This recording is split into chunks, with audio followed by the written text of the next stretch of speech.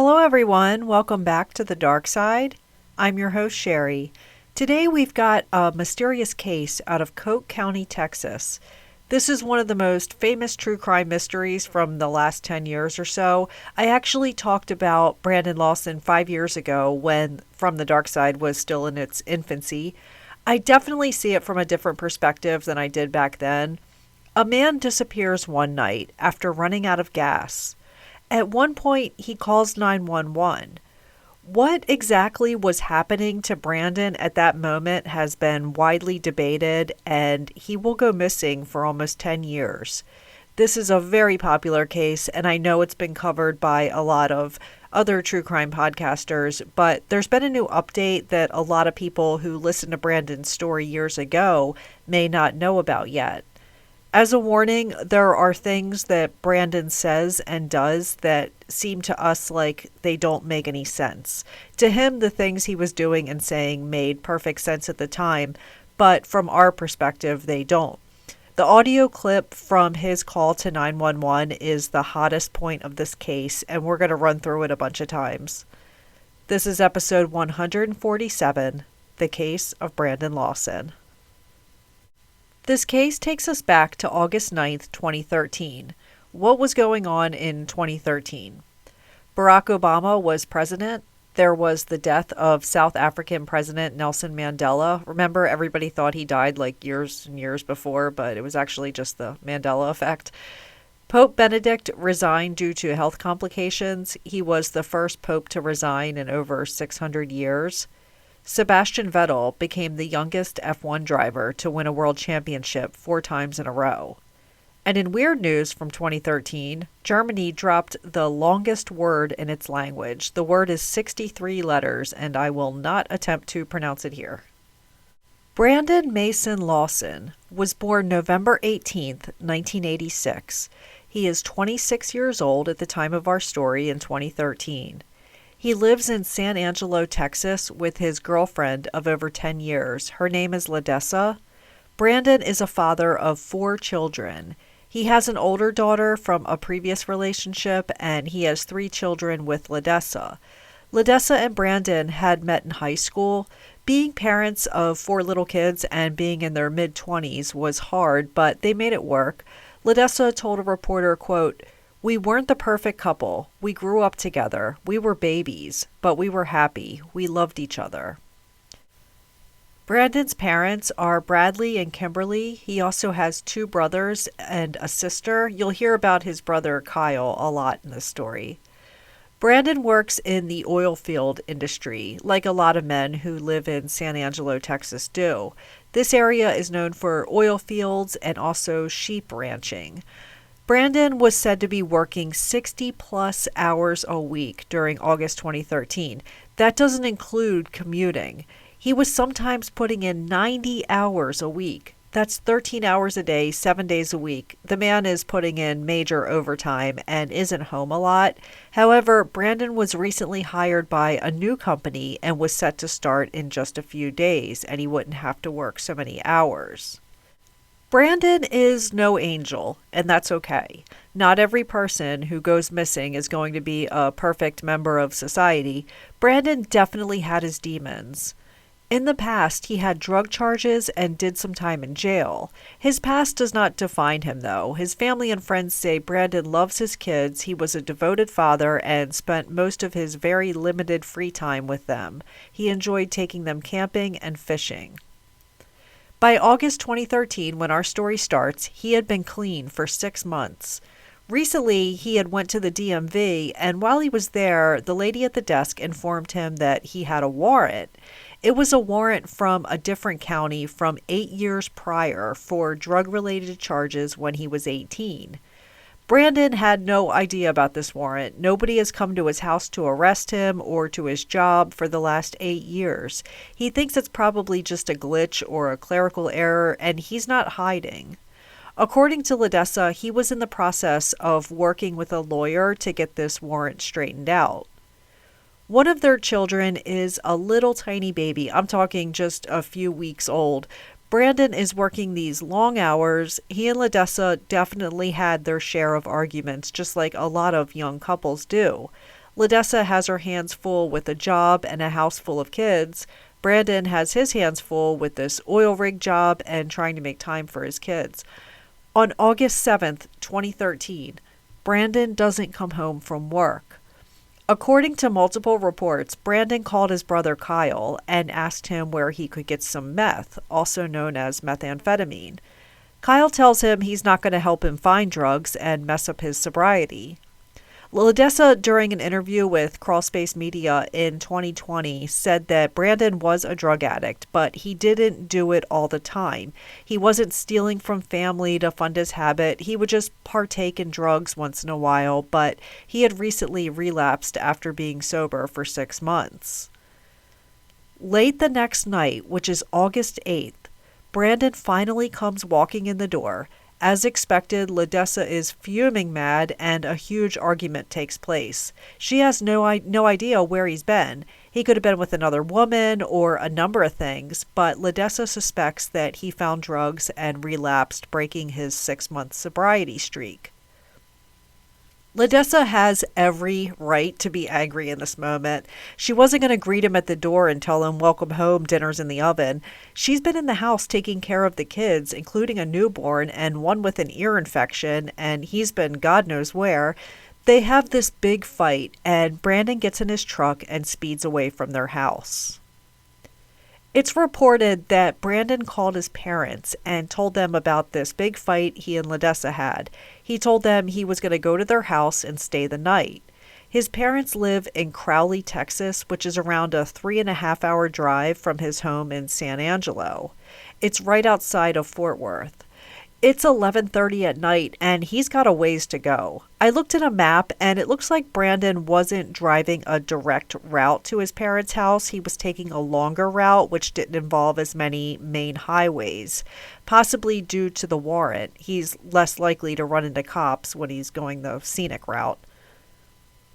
1 hour into this trip, this is 12:30 a.m., Brandon makes a call to his brother Kyle, informing him that he ran out of gas. He's on the desolate Highway 277. His truck is parked on the shoulder, there's no one around for miles, and it's in the middle of the night. And he's still mad at LaDessa, and he's likely mad at himself as well. So Brandon's brother Kyle and his girlfriend and their 4-year-old son all get in the car, and they leave to go help Brandon. They have to swing by Brandon's house and pick up a gas can. So Kyle only lives 5 minutes from Brandon's house, so he's like right there. Now, Kyle's paycheck hadn't hit his account yet, and he doesn't have enough money in the bank to cover filling a can of gas. So the plan was that he was going to take this gas can to Brandon, and then Brandon would get in the car and they can drive to a gas station, and Brandon can use his debit card to fill the can up. Then they would take him back to his truck. And that should be the end of our story. If only that scenario would have played out that exact way. Instead, this became a very long mystery. According to writer Krista Johnson for San Angelo Standard Times, Kyle and Brandon are talking on the phone as Kyle and his girlfriend and child are en route to Brandon. But Kyle says Brandon kept hanging up and calling back. At one point, he says he is running through a field and bleeding. Kyle asked him if he took drugs and he's hallucinating. Brandon denies that he's taken any drugs. Kyle tells him, "Just hang in there, I'm on my way." I'm not sure why Brandon kept hanging up. I'm thinking it may have been a reception issue. Brandon is calling Kyle, and Kyle is trying to call Brandon. Brandon is blowing up LaDessa's phone, but unfortunately Brandon had taken the house charger that they shared together, so LaDessa had to leave her phone in her car to charge overnight while she went to bed. At one point, Brandon even tried to call his next-door neighbor, who missed the call and tried to call back a bunch of times. Brandon was likely wanting to tell him to go next door to my house and wake up LaDessa and tell her to answer her phone. Kyle pulls up behind Brandon's truck, which is out of gas on Highway 277. He has Brandon on the phone, and as Kyle gets out of the car, Brandon says something chilling to him on the phone. He says, "I'm right here. I can see you." But Kyle doesn't see Brandon anywhere. It's very dark, and Kyle is wondering where Brandon can be. He's got to be really close. The call ends with Brandon hanging up on Kyle. Kyle is surprised to see a police officer standing there next to the truck. There's no streetlights out there, no other cars, and it's 1:15 in the morning.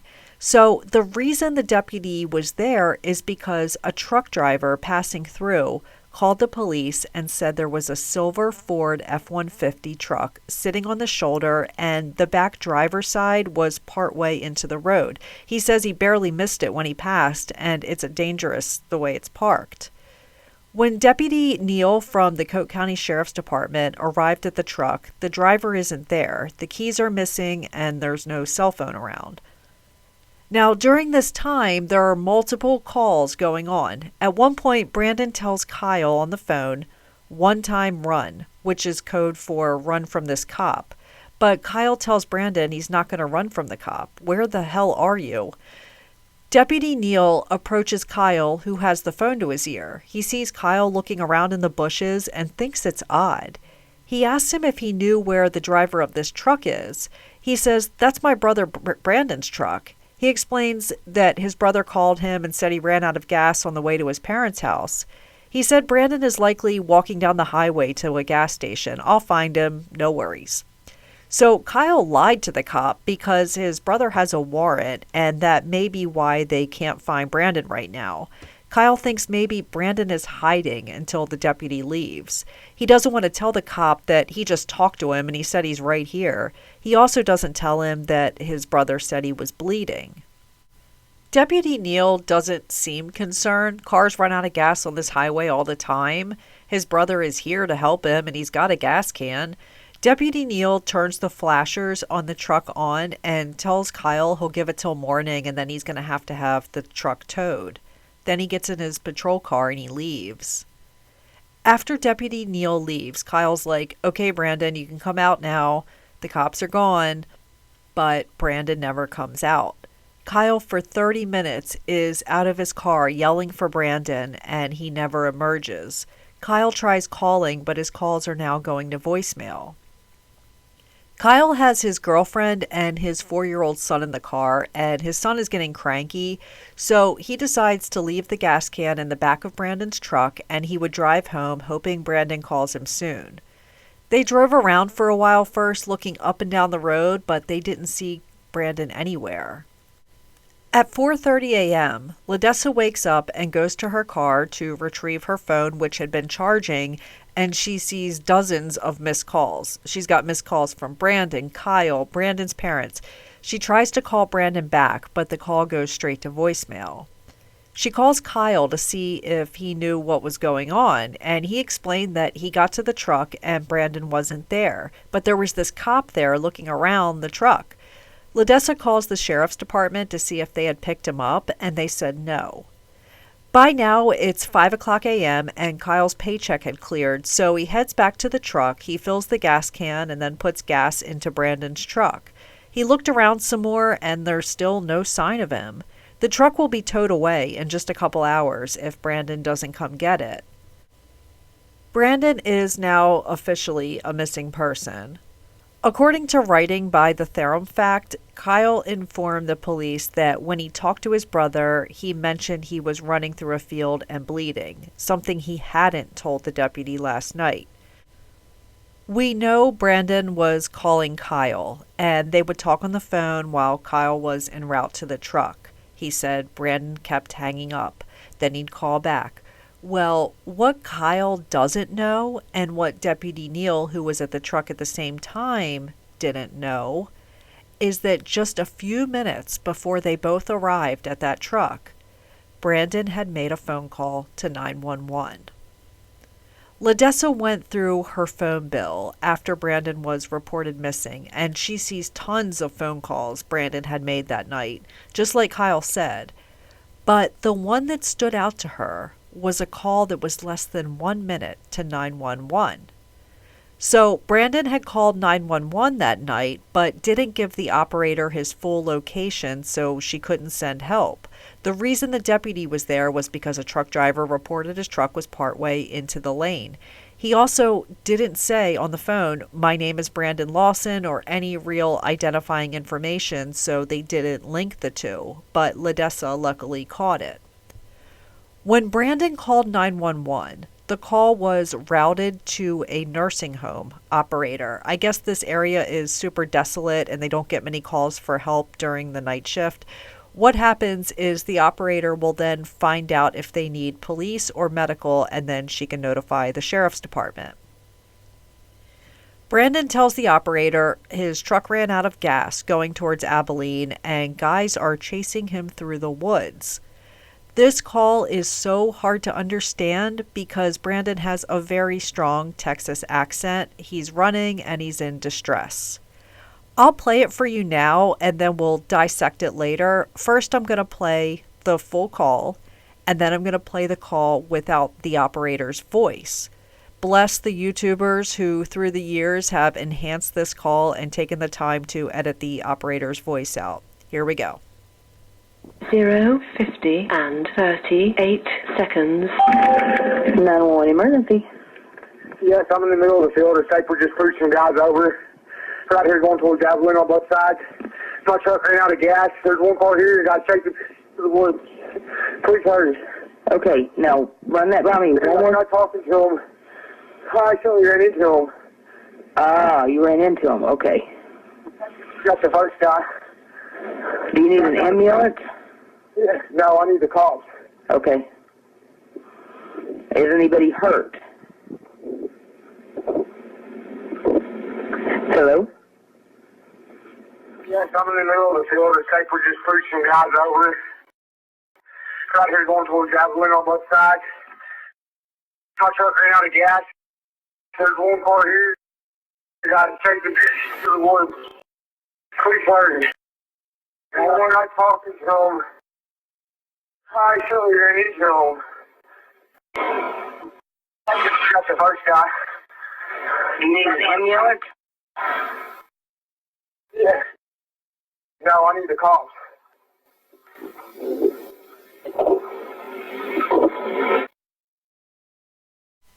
If any of you listeners are from Texas and could help decipher exactly what Brandon is saying, please let me know.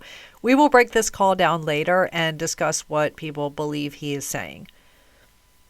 LaDessa hires a private search party to look for Brandon. Wherever he is, he has his truck keys and his cell phone with him. Law enforcement did aerial searches using thermal imaging that detect body heat, but no sign of Brandon turns up. 2,500 acres around Brandon's truck was searched. It was really helpful in the search that there had been a drought recently.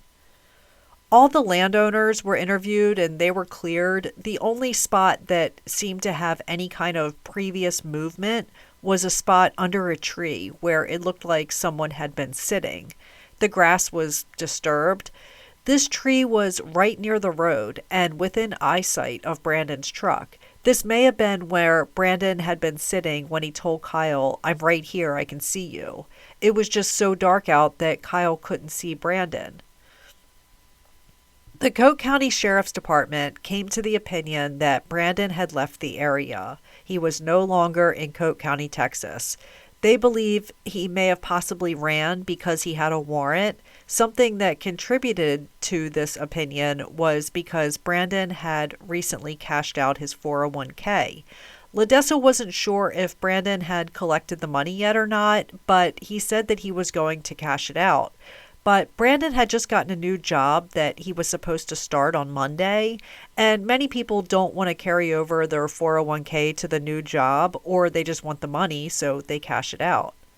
His family says there's no way possible that Brandon would abandon his children, especially not over some warrant for a possession charge from when he was 18 that he was in the process of handling.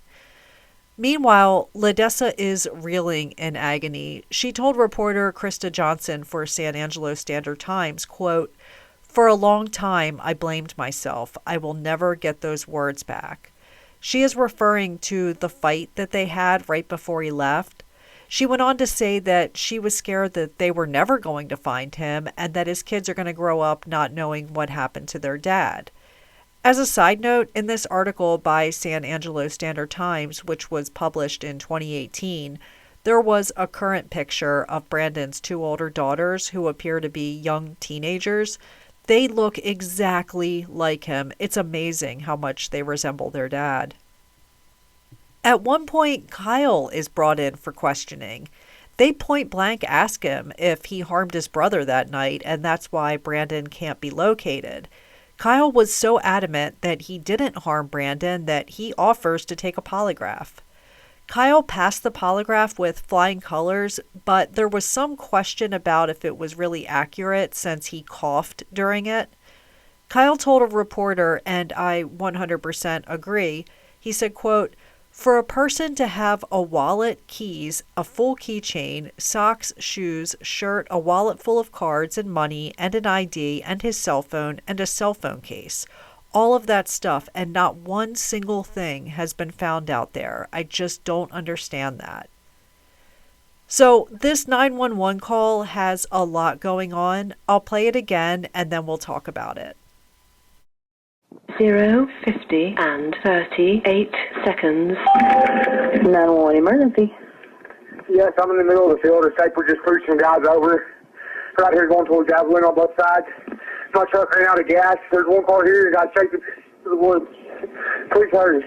Okay, now run that by me. We're not talking to him. I actually ran into him. Ah, you ran into him. Okay. Got the first guy. Do you need an ambulance? Yeah. No, I need the cops. Okay. Is anybody hurt?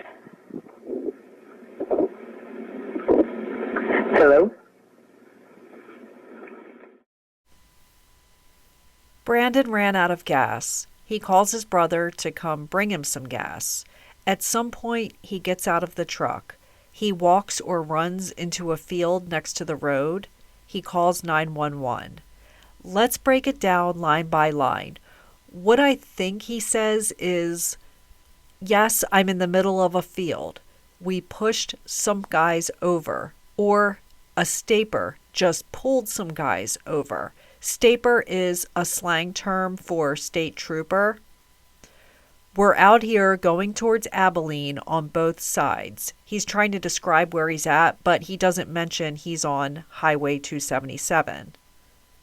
My truck ran out of gas. Got that. There's one car here. Got that. A guy's chasing me through the woods. Please hurry. This line is brought up a lot because some believe he is saying something different. To me, it sounds like a guy's chasing me through the woods. Please hurry. You got to take the bitch to the woods. Please hurry. You got to take the bitch to the woods. Please hurry. The operator asks him to run that by her one more time. There's no talking to them. Ah, I totally ran into them. To me, that is the most chilling part of the whole call. There's no talking to them. Ah, I totally ran into them. My take on that part is that he's running through the woods from some guys while he's on the phone, and then he stops because one is standing right in front of him. Then he says something about the first guy. It seems like half the population thinks he says, I shot the first guy. The other half thinks he says, I fought the first guy. We're not talking to him. I actually ran into him. Ah, you ran into him. Okay. Got the first guy. We're not talking to him. I actually ran into him. Ah, you ran into him. Okay. Got the first guy. There's a lot of people, including myself, that believe there is another voice in the background. Some have said that the voice says, protect yourself. I can't make out what the voice is saying. Then she asks him, do you need an ambulance? You hear him say, yeah. Then you hear Brandon clearly say, no, I need the cops. Then you hear her ask if anyone's hurt, and Brandon isn't responding. But you hear a background noise getting louder and louder. Many think this is gunshots, while others say it's cars driving over a bridge near the area. Another thing that puzzles me is what are the odds that Brandon's going to run out of gas on this stretch of highway in the middle of nowhere, and there's going to be all this drama going on in the middle of the night. There's a car here, and the guys are chasing him through the woods.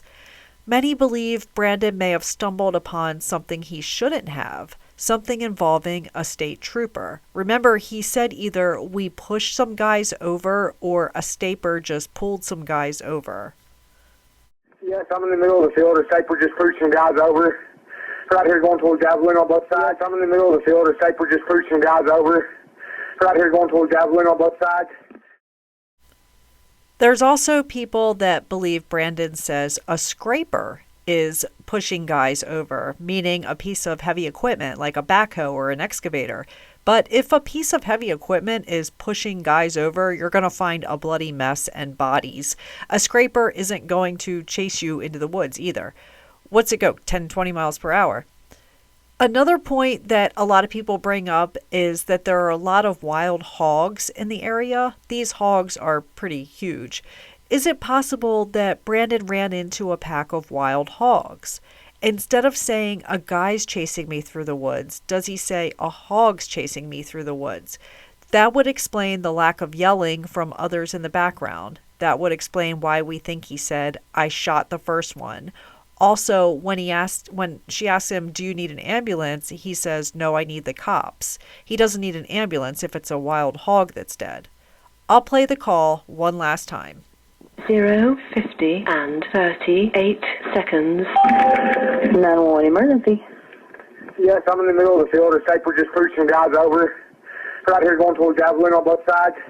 My truck ran out of gas. There's one car here. The guy's chasing through the woods. Please hurry. Okay, now run that by me. We're not talking to him. I actually ran into him. Ah, you ran into him. Okay. That's the first guy. Do you need an ambulance?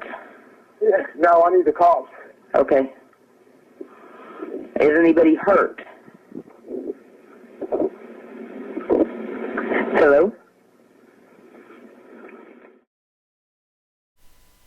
I told you there were things in this story that didn't make sense, and I'll go through some of them now. It seems like he is detailing an altercation he's had on the side of the road while waiting on his brother. When he is talking to the operator, this is after a scuffle. What on earth was going on in that moment, I have no idea. Kyle and the officer pulled up very shortly after this call took place. There wasn't a car full of guys, there wasn't gunfire, there wasn't a staper pushing guys over, just the silence of the night and Brandon's truck. A big question here is, was Brandon on drugs and hallucinating? There's the possibility he was on meth the night before when he didn't come home, which broke his 6-month sobriety streak. Was there no foul play at all, and Brandon was just on a bender? Methamphetamine, which was Brandon's drug of choice, does cause hallucinations. I'm not sure how strongly I feel about that theory, though. The most confusing part to me is something I didn't know until recently. I wish I would have known it when I talked about this case 5 years ago, and that is that Brandon made a call to his brother Kyle after this 911 call. He says, I can see you. I'm right here. It was when Kyle was pulling up to the truck. Remember, Kyle gets out and he's looking in the bushes and stuff. He knows Brandon is close by and hiding. Brandon had just told the operator that he needed the cops. So now he's got a cop out there. Why won't he come out? Instead of telling Kyle, I'm right here, I can see you, then hanging up, why didn't he say, there's guys chasing me, open your car door so I can run and jump in? Brandon had requested the police. So when a police officer shows up, why didn't he come out and say, hello, officer, I'm so glad you showed up. Let's go over everything that has happened. Something to point out is there are no woods. It's only brush. Going towards Abilene on both sides, I don't know what that means. I know Abilene is in Texas. Some will say that he said Brontside, which is a town in the area, going towards Abilene on Brontside. I'm leaning towards Brandon is concerned, but not scared. Like maybe he saw an altercation and watched someone get taken into the woods. He's just witnessing something and calling the police. He sounds like he's in an excitable state, but not deathly afraid and hysterical. I really wish we knew what was happening here and what Brandon was seeing. Brandon disappeared on August 8th, 2013, and no one has seen him since. There was no activity on his cell phone or his bank account or credit cards after this night. It's so sad that Kyle was so close to him. Brandon literally said, "I'm right here, I can see you." Kyle looked and looked, but he couldn't see him anywhere.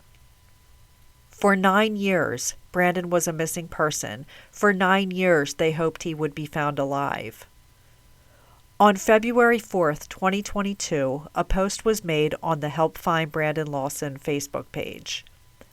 It read that a search party had located clothing in close proximity to where Brandon's truck ran out of gas. The post stated that it was a search team led by a man named Jason Waltz. Jason Waltz actually went to high school with Brandon. This area had been searched countless times, but no one went to the back part. Apparently, there was some miscommunication about where they were allowed to search due to the rugged terrain. In February 2022, they went to the back part, and they saw a Nike Air Max sneaker consistent with what Brandon was wearing. 75 feet away was the other Nike Air Max sneaker. Then they found camouflage shorts, which Brandon was confirmed to be wearing that night. I remember seeing the page post this update, and I cried knowing that he was going to be found. There was a photo of who I believe is his brother Kyle, and he's crying into the arms of one of the searchers. It was a really emotional photo. The search team contacted the police, and the Texas Rangers were brought in to do a search. They came across human remains. The family said they had to wait on DNA tests to confirm the results of the identity, but they were confident that these remains were Brandon's. They did receive confirmation that the remains belonged to a male. Unfortunately, it took 3 years to find out who these remains belonged to because of the condition of them.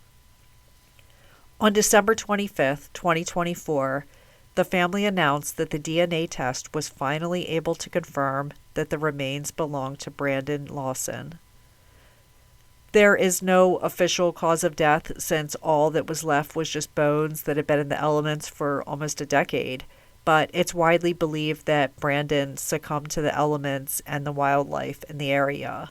I hope his family has the closure they need. I know not every case can be wrapped up with a bow, but this is as good as it will get for now. I believe his family when they said he didn't just take off and flee the state and abandon them. The family has made it clear that Brandon was a respectable guy. He had his issues, yes, but he provided for his kids, he worked countless hours, and he was a good dad. Rest in peace to Brandon Lawson. Thank you all so much for being here today. If you haven't noticed already, I'm battling a cold, so I'm sorry I sounded a little off today, but I'm on like the tail end of it. So that's it for this week, and I'll see you all again soon here on the dark side. Take care, and much love to you all.